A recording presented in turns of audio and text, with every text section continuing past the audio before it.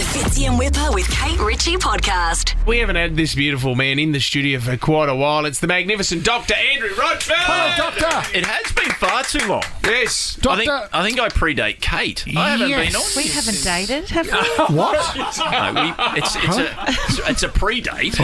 We're hoping to move to one. Roch, you actually won the backyard cricket game for my team last year. Is that correct? I'm pretty sure I've won it for you the last 2 years. Yeah, it's been very impressive. Can you come along to our backyard cricket game again at Kirribilli House? I keep my schedule open until that happens. Yes. Absolutely, Okay, 100%. love it. October 4, let's lock it in. Can we also talk to something that's very close to your heart and very serious? And this is Fetal Alcohol Spectrum Disorder, okay? So you can visit the Drink Wise website to get more information. But why is this so important to you? Look, I mean, it's 100% preventable. That's why it's something that people need to know about. So FASD, or Fetal Alcohol Spectrum Disorder, is a permanent neurological condition that occurs when the fetal brain is exposed to alcohol prior to pregnancy, during pregnancy, or breastfeeding. Yeah, I think it's important to have conversations about it too, because you can look at any bottle or glass, of alcohol, and sometimes you can look down on the sticker, and there's a pregnant woman with a cross through it. But beyond that, I don't think there's been a lot of conversation, and it feels as though there's been assumption that everyone is well educated on those facts, but it's not always the case. No, and the thing is, the science says there's no proven safe amount, and I think it is something that as a community we need to support pregnant mothers. I mean, it's a bit rough. Okay, so what you get to carry the child for 9 months, then you have to breastfeed, and we'll kind of just sit back and applaud. Yeah, I've got my driver. This is difficult, and I think for partners, for family, for everyone else, supporting that they're not drinking during that period of time is just as important as supporting in all the other things that are happening with pregnancy. It's a good idea, Fitz. You had an issue, didn't you? Because you were working at a bar. If my memory serves me. This was a moral dilemma. Right, because I had a woman on a Friday night and the place was pumping, and she was visibly pregnant and she was ordering shots. So I went to my bar manager and I said, I'm not going to serve this woman anymore. And he said, you will serve. If she wants a drink, you will serve her.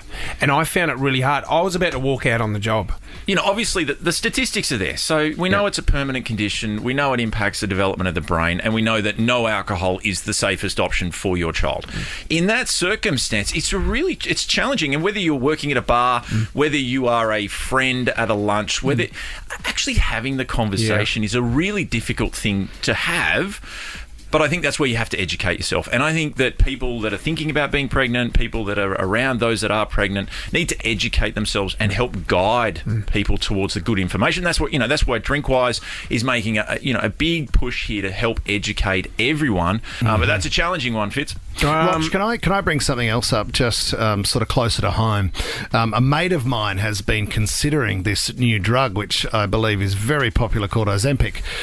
Do you know much about, is any information I could pass on to the mate? He might be listening. No, so here's where the evidence is funny. I'm wearing a few different hats because I'm also the medical director for digital wellness. And awesome. So we work in that. We're seeing a lot of it. We're involved with the CSIRO and the Total Wellbeing Diet. The one thing that comes out of all of the science when it comes to these weight loss medications is without a solid meal plan, exercise and long-term strategy, they're not actually successful. No. So the whole idea of what they do is they help prevent you from feeling hungry. But what we know is that there's there's still specific groups that it works for. And we're talking about the top end of the spectrum here, those that are at a point where other things have failed, obese, where their BMI is over a certain level. And it is a medication that should not be wandered into without the proper medical guidance. Of course. I will let him know. He had other questions about human growth hormones as well, but we'll wait till next week. He'll be listening again. What are you trying to achieve? I have had this conversation with you. Yes. My garage, which is not far from your place and is completely free, is open 100% of the but time. You'll do exactly what she did to me. And it'll be free. Thank you. Roch's garage, open. Can we abuse you a little bit more? Because we have had quite a few callers ring in. Roch, whenever we have you in, we have medical questions with listeners. Fine. Jerry's given us a call from Jordan Springs. Jerry, you got Dr. Andrew Rochford here. Hey, Doc. I do have a question about pregnancy. I know that smoking is bad, but can the same be said for vaping? Oh, God. That is an understatement to say that smoking is bad. Yes, smoking is very bad. Vaping's the same. Not necessarily specifically the same impacts, but absolutely the impact on the lungs, the health of the mother, and also of the unborn child. The impacts, the same with alcohol.